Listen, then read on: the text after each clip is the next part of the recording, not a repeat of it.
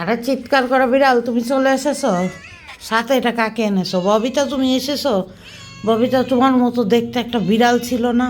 ও তো 50টা বাবু দিয়েছে। ও এসে পেটুটা নিয়ে, ওর পেটুটা নিয়ে এখানে বসে কাঁদছিল। পরে মাম্মি আরে উহুড়ে করে নাটক, কি চাচ্ছ জাহাঙ্গীর? আরে উহুড়ে করে নাটক করে নিয়ে চলে এসেছে, বোঝো না? হ্যাঁ, বুঝেছ? শোনো, চিৎকার করা বিড়াল, একটা মেয়ে তো তোমার পোস্টে এসে এটা আমার বিড়াল, এটা আমার বিড়াল বলে অনেক কান্নাকাটি করলো, বুঝছো? পরে মেরে বললাম আপনার বিড়াল কোথা থেকে হালাইছে? বলে ওকে নিয়ে উত্তরা থেকে ফেলে দিয়েছে। আমার মনে করলাম শালা উত্তরাতে ফেলে দিয়েছে, মোহাম্মদপুর এসে পড়েছে, তাই না? বললে আর হয়ে গেল। পরে তার সাথে অনেক তর্ক বিতর্ক করার পরে সে তোমার অনেকগুলো ছবি দিল, দিয়ে দেখলাম ওটা তুমি। পরে আমি মেনে নিলাম, আচ্ছা এটা আপনারই বিড়াল। তারপর দেখলাম তোমার সাথে অনেকগুলো বাবুর ছবি। পরে আমি বললাম ওটা স্প্রে করাননি? ও এখানে এসে পেট ফুলা অবস্থায় আসছে, বাচ্চা দিছে কতবার রাস্তায়, ওর বাচ্চা মরে গেছে। পরে এগুলো ওর বকা দেওয়ার পরে আমি বলছি ঠিক আছে, ও এবার আসলে আপনাকে ভিডিও কল করব। তারপর কয়দিন আগে তাকে আমি মেসেজ দিলাম, বুঝছো? আরে চিৎকার করা বিড়াল, শুনো না কী হয়েছে, ঘটনা তো শুনবা, নাহলে তো পরে বুঝবা না, পরে বলবো আপু তুমি কোনো শয়তানি করছো।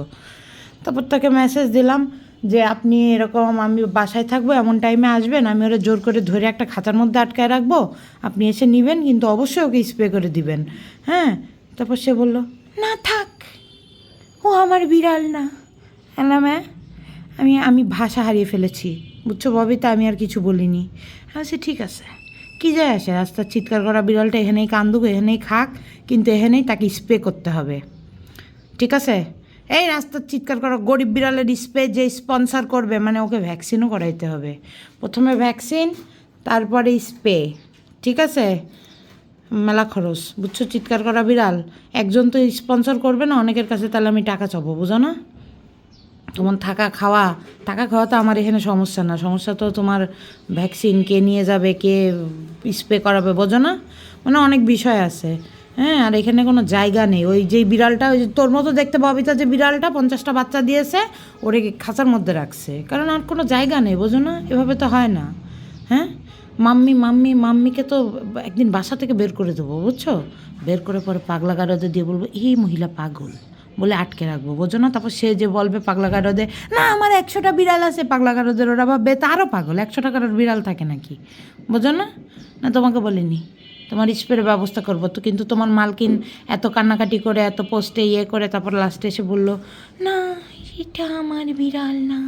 প্রথমে অনেক তর্ক করছে আমার সাথে, আমি বলছি না এটা আপনার বিড়াল না, সে বলছে না এরকম হ্যান ত্যান, এই শেড হ্যান ত্যান। পরে লাস্টের দিকে আমারও মনে হচ্ছিলো যে হ্যাঁ তুমিই তার বিড়াল, কিন্তু তারপর যখন আমি ধরার বিষয়, স্প্রে করার বিষয়ে বললাম, সে জানি কেমন মন খারাপ করে ফেললো, সে মনে হয় আমার সাথে গোস্সা করছে, বোঝো না? তোমাকে বলিনি, চিৎকার করা বিড়ালের চিৎকার বন্ধ হয়ে গেছে।